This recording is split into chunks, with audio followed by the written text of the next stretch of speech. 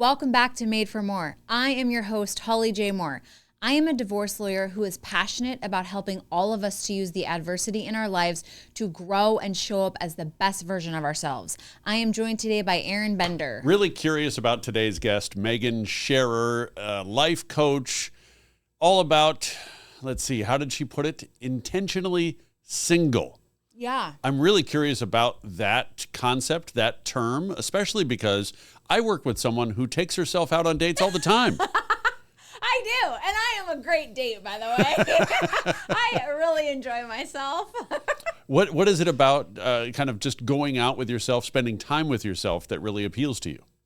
Well, I'm so funny. Hello. Duh. So you tell yourself jokes and then you laugh at the jokes.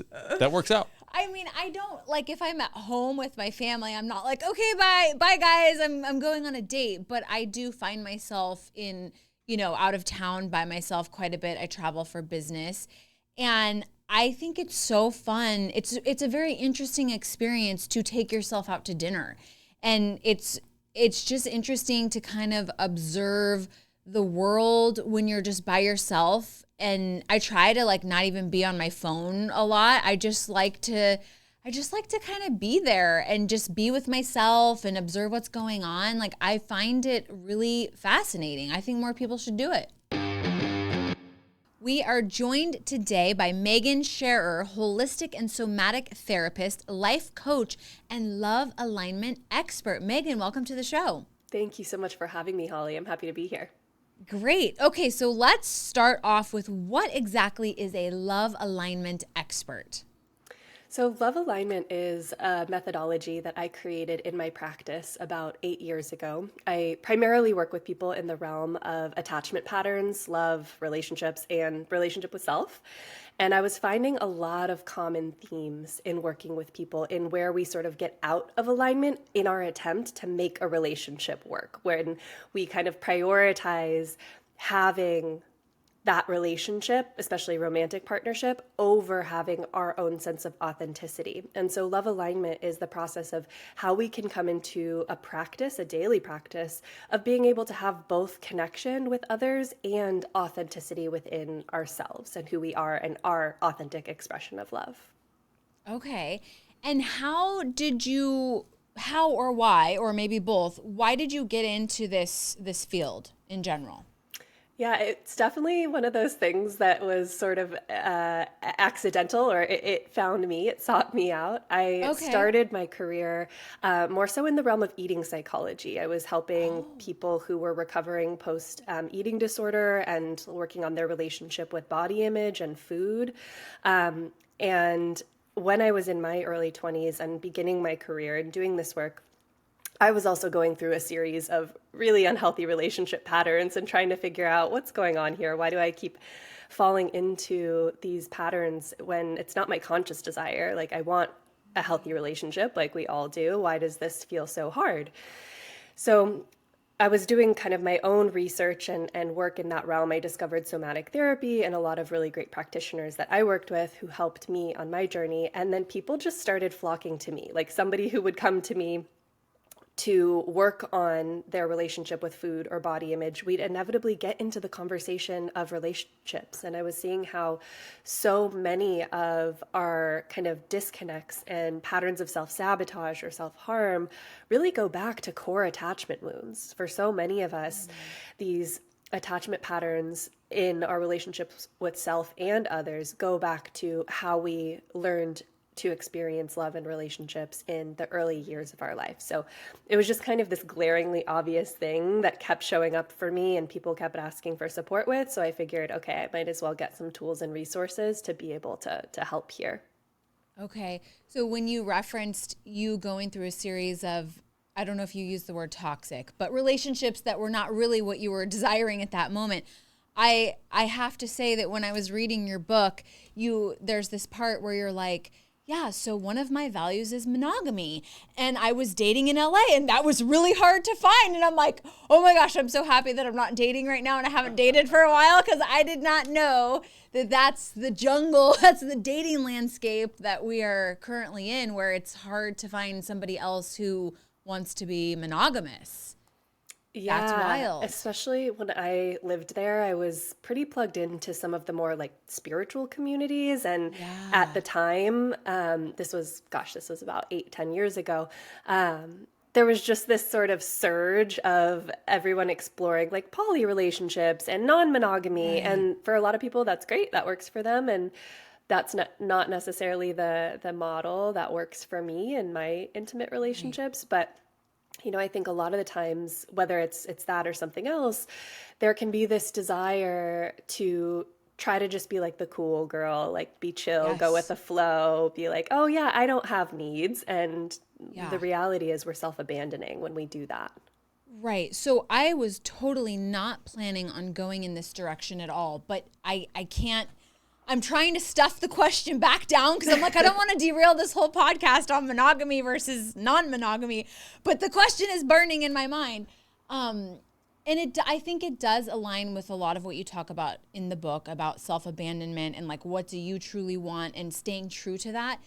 Do you think and I know that there's like these, and everything I know, caveat, everything I know about this area of relationships comes from Instagram. Okay. Like I don't have any like hard research, but do you think this ethical non-monogamy or these poly relationships actually do work for people? Or do you think there's always one person in that dynamic that is self-abandoning?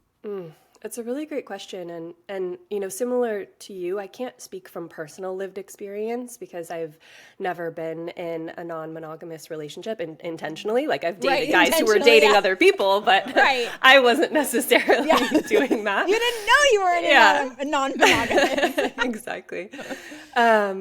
And from, the perspective of the work that I do as a therapist, I'd say the vast majority of my clients are people who also value monogamy, and there's a lot of beauty that comes from the depth of that kind of intimacy. And I'm also somebody who believes that like we live on a planet of 8 billion people. There can't be a one size fits all for everything, especially Right. when it comes to, lifestyle preferences, sexuality. Like there is so much fluidity there. So I certainly believe that for some people that is the right structure and that might work for them. You do have to be very intentional about, communication and boundary setting. And there's certainly kind of more work involved if you're wanting to create a non-monogamous relationship that's healthy, or a dynamic that's healthy. But yeah, I'd say that if somebody goes into the relationship and the other partner is the one that suggests that, and there's one person who's just going with that desire because they don't want to lose their partner, then there's probably an imbalance there in that dynamic. Yeah. Okay. So that's a perfect segue to the concept of desire, which I really want to talk about. And by the way, I don't think I said your book is Choose Yourself: How to Embrace Being Single, Heal Core Wounds, and Build a Life That You Love. So this was actually, I really loved this book. I didn't read it, like I didn't scrutinize every single word, but I read most of it and it was really great. I highly recommend this book. And one of the parts that I really wanted to discuss with you was how you talk in the book about desire and how as children, like we're very good at getting our needs met and we know what we want. Toddlers are like, very adamant about what they want and they will not stop until they get it.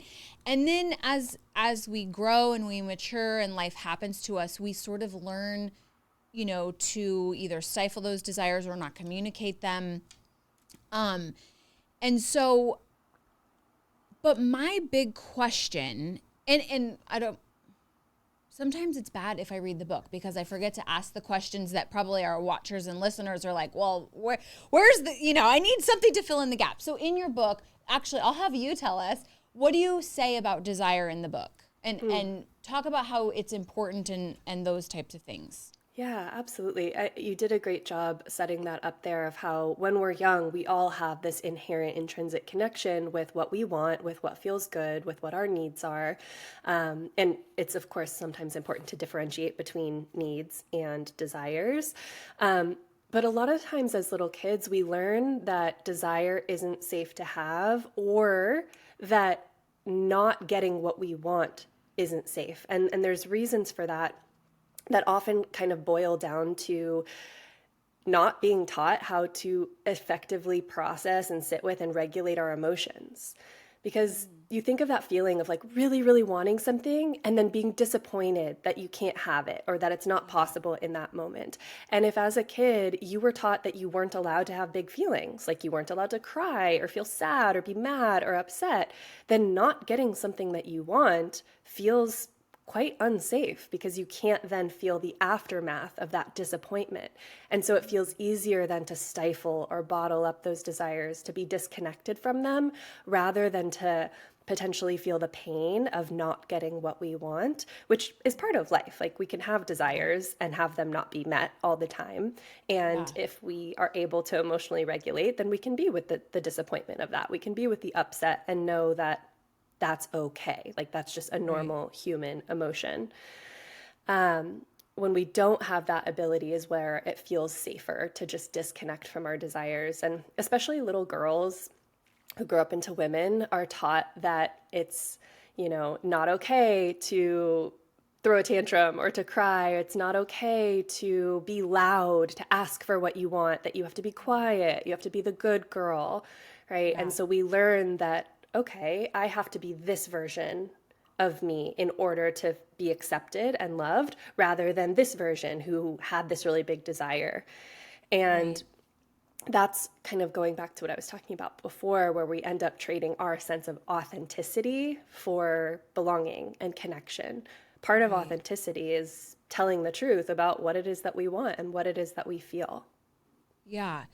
So, and I thought that was really good. And I've talked about this on the show before because, to some people, and you even reference, like some people have an easy time with like knowing what they want, saying what they want, and others not so much. And I've talked about on the show before, I've been in this business coaching program, and like the first homework assignment for this program is like, what kind of life do you want to live? Like just design your life, no holds barred, no limitations, just say what you truly want. And so many people can't even do the exercise. They won't do it. They refuse to do it.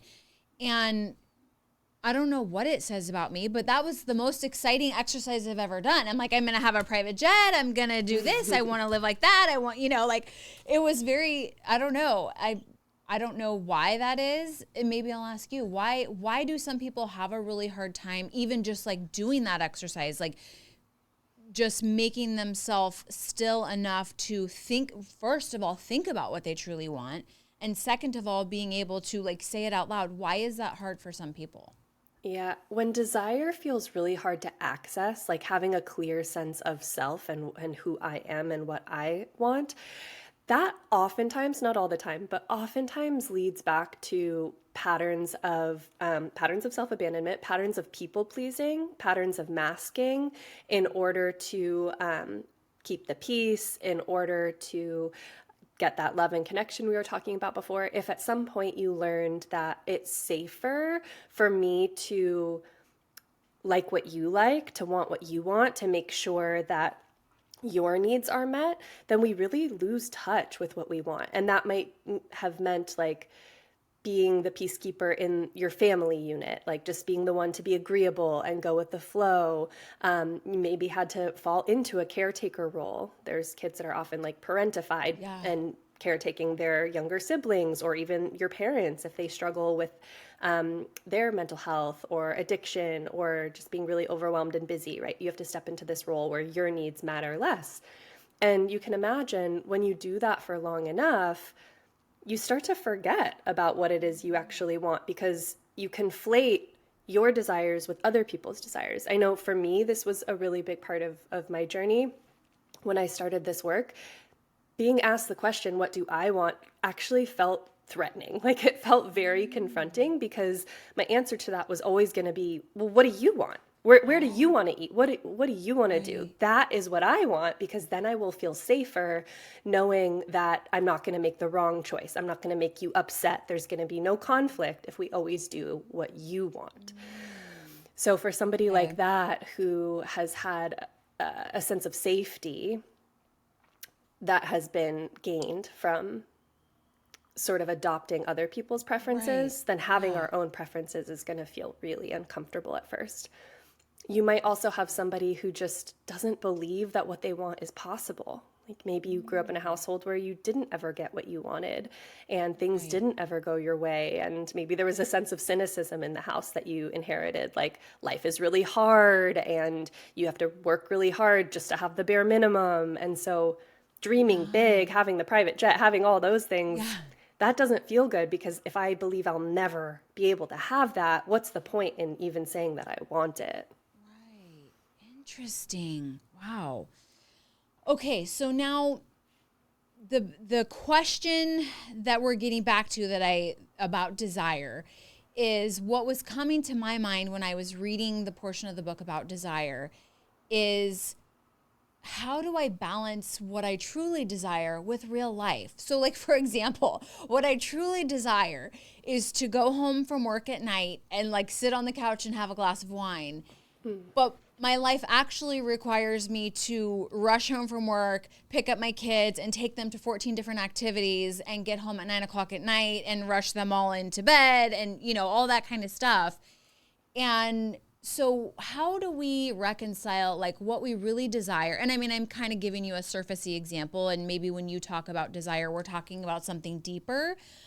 But I still want to know, how do we reconcile like all the things that we desire with the practical aspects of life?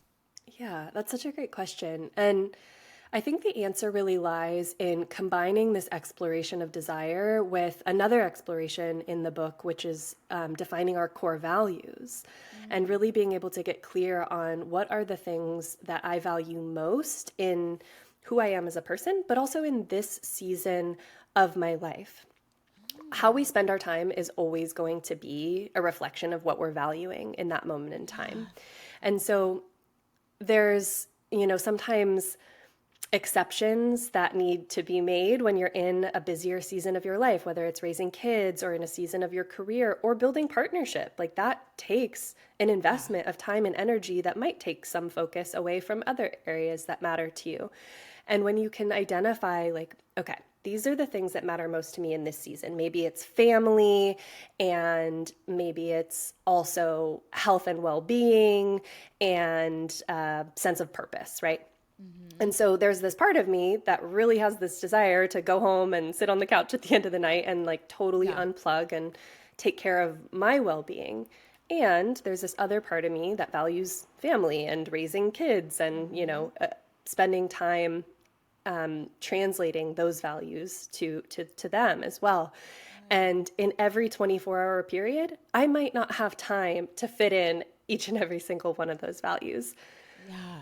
But how can I not lose touch with the fact that this thing matters to me? This, like, I'm labeling what you just described as like your well-being and self-care. Mm-hmm. And so maybe every single day we don't get to sit on the couch and unplug and do what we want to do, but can I look at the more macro perspective and see where can I be really intentional about carving out time for myself, doing a little weekend getaway or a spa day or whatever it is that helps me fill up my cup so then I can go be a better mom to my kids.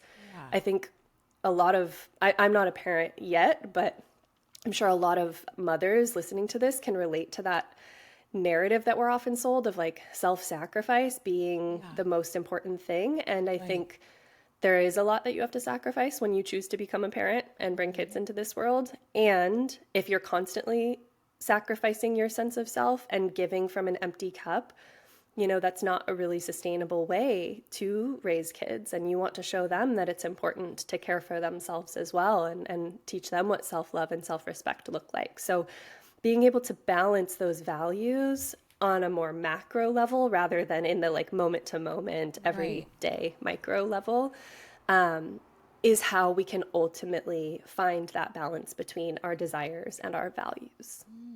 Okay, that makes a lot of sense.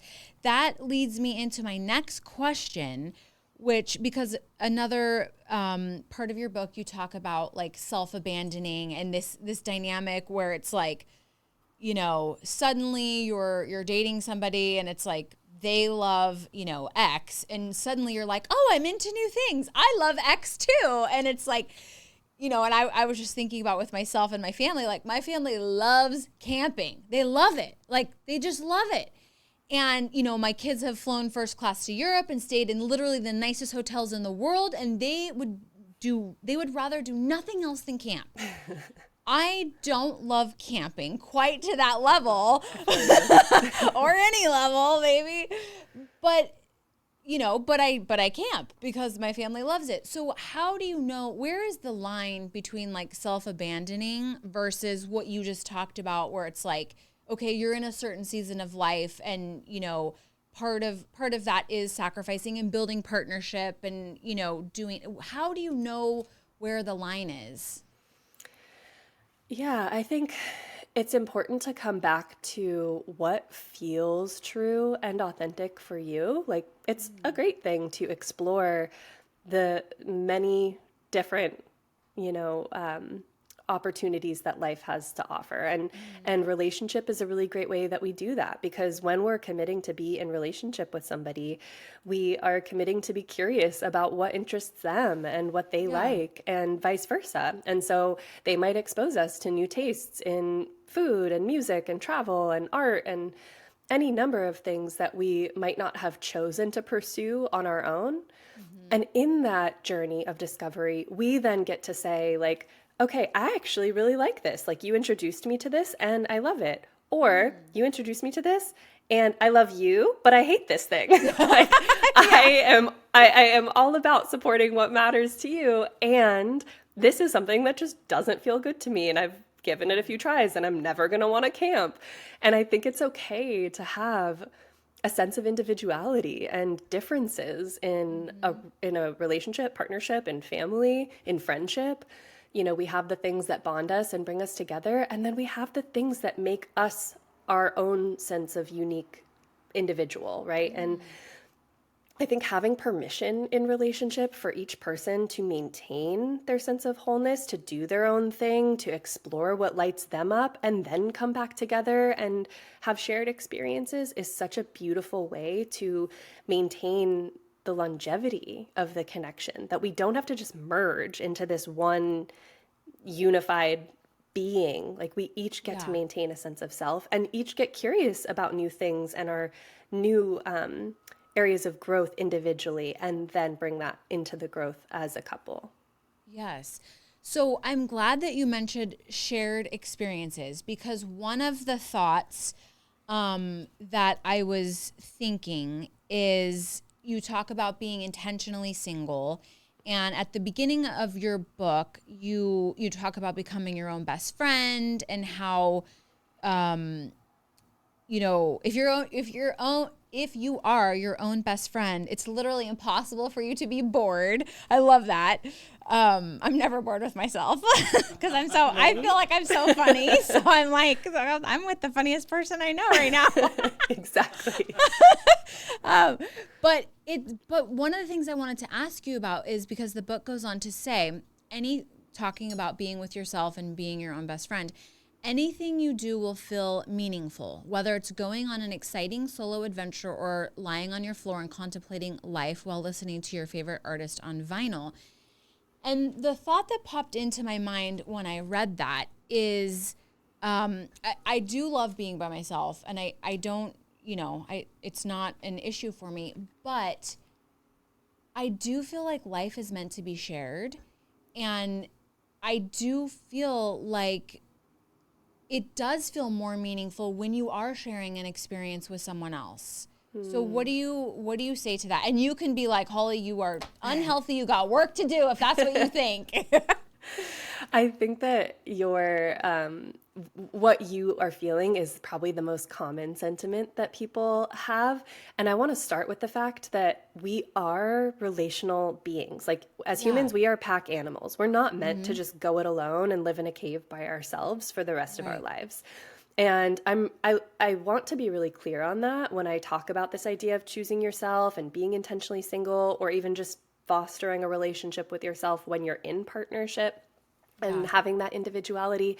It's not because being with other people doesn't matter or that shared experiences aren't meaningful, but where a lot of people get themselves into kind of hot water, so to speak, is that we conflate our worth with our relationship status. And I meet so many people who have this belief, like this deeply rooted belief that my life doesn't matter unless there's someone else there to share it with. Right. And the reason I think that is so dangerous is because we don't ultimately have control over what happens in our life. Like, I hope everybody gets to experience the beauty of like soulmate love, an amazing relationship where you feel so seen and connected. I really, really wish everybody gets to experience that. And the truth is, we don't know, even if you meet that person, how long they'll get to be in our life. We don't know what's going to happen next. And we are the only constant. Like, you're the only one in your life from start to finish. Right. And if your life only has meaning when there's that relationship, that partner to share it with, then that gives us this opportunity to have potentially decades of our life that are quote unquote meaningless. And that for me feels really disempowering. And that's the part that feels untrue. So why I'm so adamant about encouraging people to find this sense of like best friendship within self and meaning in those moments of solitude is for that very reason, that you're the only one who's definitely going to be there from start to finish. And we hope that we have other loving relationships and community, friendships, like not just romantic love, but all of it along the way. We do need that in order to thrive. And we are also so capable of creating really beautiful moments and memories on our own, even when someone else isn't there. Yeah, I love that. And you're giving me just all the perfect segues. You're welcome. I thought I had tagged it in the book, but I can't find it. But I'll just, off the top of my head, you do talk about in the book how, you know, I mean, I particularly think of like family functions. You go to a family function, it's like, you know, maybe the older generation. Do you have a boyfriend? Are you married? What's going on? You know, if you're like, no, I'm single. Like, what's going on? You know, and the implication is like, what is wrong with you? Yes. I had an author, Danae Logan, who wrote the book Sovereign Love on the show a few months ago, and we talked a little bit about this, and or not about that specifically, but her sort of perspective was, because I said, how do we I have 3 daughters. I'm like, how do we teach the younger girls that like, it's okay to be single. It can be in a really amazing time of life. And, you know, you have so much opportunity and all that kind of stuff. How do we sort of instill this maybe newer perspective on them? And her perspective was like, I think they're kind of already getting there. Like, they're kind of already not maybe placing as much importance as maybe my generation did on having a boyfriend and being married in your 20s and that kind of thing. So what do you think about that? What is your take? Is it getting better for younger women? Is there less shame in being single? I do think that is maybe one of the benefits of social media, is that there are more conversations being had on a more like global level, where young women, young people in general, are having exposure to all the different ways that your life can go. That it's not just like you go to school, you meet the one, and you get married, and you have 2.4 kids in that order, or like your life doesn't matter. And I think it is really cool to observe that happening online, and to see like a video that somebody posts talking about being single, and then reading thousands of comments of other young women being like, yeah, I'm prioritizing what I want in this chapter of my life too, and like I'm not feeling behind and feeling empowered. It's great to see that. And I feel like I also see a pretty equal amount of the opposite kind of content of like, I feel like there's something wrong with me. I haven't met somebody yet. Am I ever going to meet somebody? Yeah. So I don't think that we've like flipped the scales completely on that yet, but it is very cool to be in this moment in time where women have more access and power than we've ever had.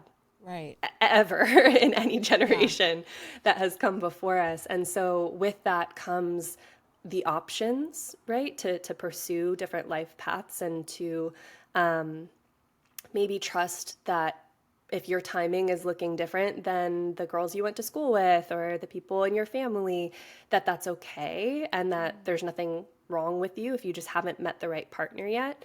So I do love to see that there's just a normalization of the fact that all of us are going to have different life paths and life timing, and that's okay. Yeah. Well, I was debating on whether or not to tell this story, but I've kind of learned if it comes to my mind, I should just be real and I gotta tell it. But it's kind of funny because, you know, I usually like prepare for the episode the day before. So I'd been preparing for your episode yesterday. And then in an unrelated incident, last night I was having a conversation with my daughter. She has a little boyfriend. Mind you, she's 11. And she was like, well, I'm probably going to be taking a break. And I'm like, oh, you know, from the little guy, I don't want to say his name, you know, from him. And she's like, well, yeah, Mom, I got to have a hot girl summer. I was like, oh, okay. Oh, she's like, everybody knows you got to spend some time single, especially during the summer. I was like, okay. And in my mind, I was like, maybe we are making progress. I don't know. That's amazing. No, I love to hear that. It's like so cool that these narratives are shifting. Right. Yeah. And I'm like, well, do you still like him? And she's like, well, yeah. I'm like, well, what if he's upset? And, you know, and when it's time to get back together, he's not around. She's like, so be it. You know, like, it is what it is. Yeah. I'm like, okay. She's like, his loss. I'm like, okay. This younger generation there's something. I've got a teenage nephew, and he started having his first girlfriends around the same age, like 11, 12, 13. And I remember hearing him say one time he had broken up with a girlfriend and they had been together a while. And I was like, oh my gosh, what happened? He was like, well, you know, she just like was starting fights and was really interested in drama. And I asked her not to. I didn't want to be a part of the drama, and she wouldn't stop. So I just didn't want to keep doing that. I'm like, wow. It's so mature. It's so mature. My gosh, like 13. That's crazy. Yes. It's really, I mean, like I said, I have 3 daughters, and another daughter just went through a breakup, and I'm like, she's showing me the text messages back and forth, and I'm just like floored. Like, you guys are so mature. Like, Dad and I could actually learn a few things about how you're handling this conflict. Like, it's so mature. It's unbelievable. It's, yeah. So, okay, that actually, another great segue, because my last question is, and maybe, you know, based on what we're talking about, maybe younger generations are getting more of this right. But when I was in my 20s and dating and, you know, kind of in that phase where I'm like, okay, I'm could potentially be meeting my husband or starting to date my husband, I had no idea about attachment styles and core wounds and, you know, all of the stuff that, you know, kind of goes into this concept of love alignment and, you know, all of that kind of stuff. And my husband and I have the conversation a lot of like, okay, if we had to do it all over again and we are who we are now and we're the age that we are now, would we choose each other again? Because it's like, you know so much more about yourself mostly. And I mean, luckily, you know, the answer is like mostly yes, we would choose each other again. But I have a lot of friends. I'm 44, so I'm kind of to that age where now some of my friends are getting divorced. And I think a lot of that, particularly for people that are doing a lot of personal development and are sort of more interested in figuring themselves out, like you kind of come to the place where you're like, yeah, this probably isn't really what I want anymore because I know more now and this isn't what I would choose. So how do we, how can we make younger people aware? Like, how do we encourage people to know themselves more, I guess, when they're choosing their mate or, you know, I don't know if that makes sense, like kind of deciding what their life path is going to be. Oh, it really does make sense. And again, I think there's so much pressure, especially in your 20s, to have it all figured out. Like you're supposed to know what you want to do for the rest of your life in your career, and you're supposed to be making decisions about partnership and like if you want to have kids, all these things, when your frontal lobe isn't even fully developed until you're at least 25. And you're still really getting an understanding of who you are and who you want to be in the world. And I personally think that your 20s are supposed to be kind of messy and just like a figure it out time and not have all the answers. So I think normalizing that for young people more, that like you do not need to have all the answers. This is the time where you're asking the questions. Right. And being in the curiosity of it and not having to know exactly what's going to happen or when it's going to happen.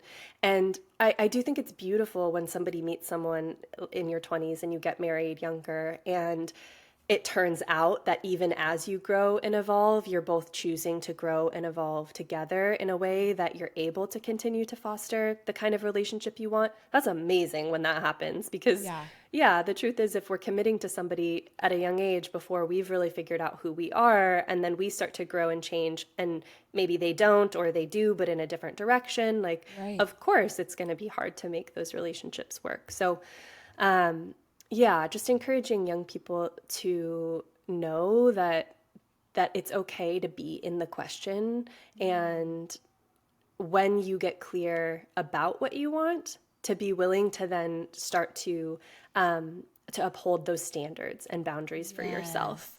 I think that can be really hard. If you discover that what you want is different than this person that you've been with, or than what other people around you want, it can be hard to kind of put a stake in the ground and say, like, no, this is who I am. This is what matters to me. And that might mean losing this relationship or having, a change in a dynamic, and that can feel really scary. So I think some people stay in relationships that aren't fulfilling for them much longer than maybe they would have otherwise, because it feels scary to leave or to set those boundaries.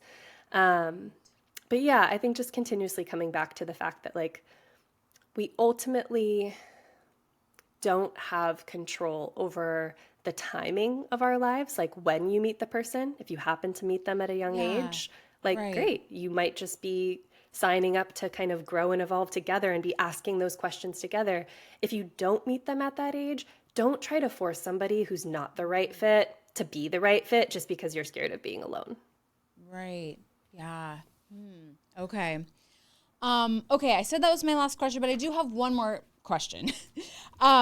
So just like super practical for the people watching and listening today, and they're like, I'm really not my own best friend. I really haven't spent a lot of time with myself.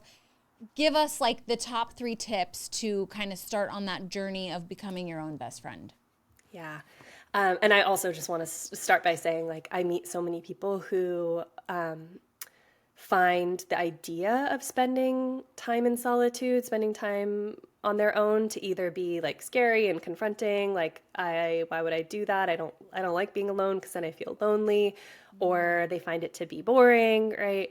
And prefer connection with other people. So first, just acknowledging that there might be uncomfortable emotions that you have to face in that time with yourself. And I think that's the reason why most people avoid going deep into building a relationship with self, is because we don't want to face what's there. We have gotten really skilled at hiding or suppressing the parts of ourself that we feel judgment about, or that we feel shame or embarrassment about.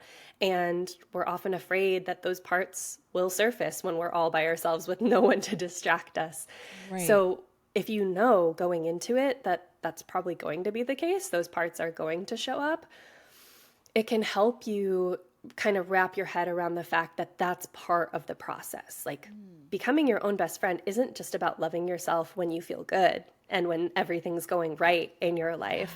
It's about how are you showing up for yourself and speaking to yourself and supporting yourself with compassion and kindness when everything's going wrong, when you feel like crap, when you are judging yourself. Like, how are you showing up for yourself in those moments? I think it's easy to hear the idea of like, love yourself and become your own best friend, and think it's just about like the sort fluffy, of fun glamorous, stuff. fluffy, fun stuff. Yeah. Taking yourself on dates and spas, like skincare, like all that kind of stuff. That's great. The real work of self-love. It's kind of like when we talk about self-care, immediately you think, oh, it's a bubble bath, it's shopping.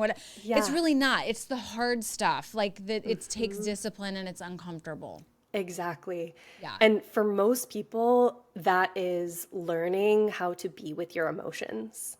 Like Yeah. really learning your emotional landscape, how to be with yourself when you're feeling anxious, when you're feeling afraid, when you're feeling sad or mad or judgmental. It's building a relationship with all those tender parts of yourself. And that is hard at times. It is not the fun part of the self-care work, but Right. it's also what gets you to a place of this sense of wholeness, of feeling like, oh, I don't have to hide these parts of me. It is okay for me to feel uncomfortable feelings. It is okay for me to navigate pain. I can have my own back. I don't have to be like a bully to myself when things are going wrong. I can actually be my biggest advocate. Right. That is such a game changer. So that was kind of one big thing. You asked for three, but I'd Yeah. say the big one is, building a relationship with those more shadowy, tender parts with our emotions. And then Right. putting yourself in new scenarios, new situations, like getting out of your normal day-to-day routine, whether that's maybe you've never gone and just sat at a coffee shop by yourself and read a book or brought your journal, or maybe you've never taken a solo trip before or gone to a concert on your own. Like, do the things that you think you need a friend or a partner or somebody else to do, and experience how you think and feel about it. Like, without the bias of, are they enjoying this? Are they having fun? What do they think? Do they like it? That's where you get to start asking the questions like, what do I like? Do I enjoy going to museums? Do I like this experience? Like, is this something I would want to do again? That comes from putting yourself in sometimes uncomfortable situations. I love that. This has been great, Megan. Thank you so much. Everybody go get the book, Choose Yourself. Great stuff in there. And thank you so much for being on the show. Thank you so much for having me, Holly. This was so fun. I've got just a little bit more to say. So I love that Megan gave that example at the end of going to a concert by yourself, because I had such a unique experience. To make a long story short, I went to the Taylor Swift concert by myself. I was in Tampa, Florida. She happened to be in town, and I just decided to go to check it out. And at the time, I really wasn't a fan. I didn't know the songs, and I only bought one ticket, and I ended up being in the front row. And I bought one ticket like an hour before the show. So like the only one was left was like one single seat in the front row. And that experience was so amazing and very unique, because if you watch my Instagram and you've seen me at a concert, I'm singing along the whole time, and I'm always trying to sing over the artist. It's so stupid. I vow not to do that anymore, because why go to the concert and try to sing over the person you paid to hear sing? Anyway, that's a separate story. But I didn't really know the songs, so I was just like really taking it all in. I wasn't concerned about my own performance at that concert. I was looking at everybody else, and I was just taking in the whole experience, and I loved it. It was so great. Then coupled with having the unique dual experience of then also taking my daughter. And Megan is so right. When you're doing something with someone else, a lot of times you're like concerned about their experience. I was constantly looking over at my daughter, making sure she was having fun and watching her sing along, and kind of concerned and just very aware of how she was perceiving the whole experience. And it was an entirely different experience, both amazing, but entirely different. And in between segments, we actually talked about, which is something we probably should have talked about on the show, which was, it doesn't have to be one or the other. You can be your own best friend. You can do things by yourself. You can go out to dinner by yourself. You can sit with your own feelings and emotions and really get to know yourself. And you can also share experiences with the people you love. So I think my biggest takeaway from this was, do both. It doesn't have to be one or the other, but make sure you're not neglecting the one where you sit with yourself, and you sit with yourself even in the difficult times. It's not all, glitz and glam at Taylor Swift. Like Megan said, it's also really doing the hard work of sitting with your emotions, which are uncomfortable and painful sometimes. So don't neglect that part of it. And I know you won't, because you were made for more.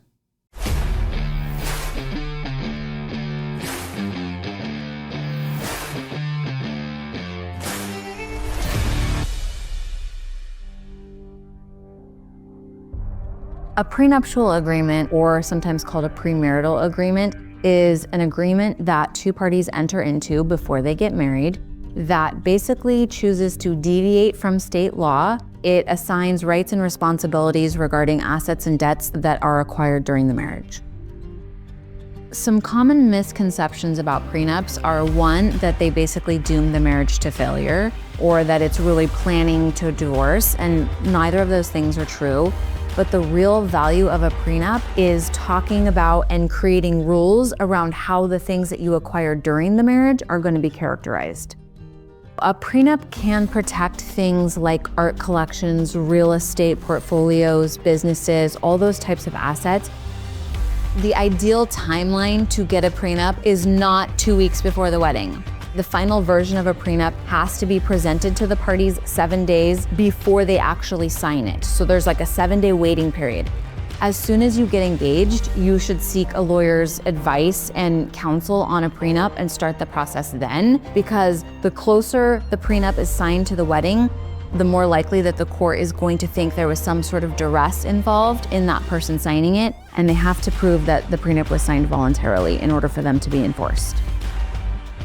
At More Family Law Group, we represent a lot of high-profile people, celebrities, professional athletes, business tycoons.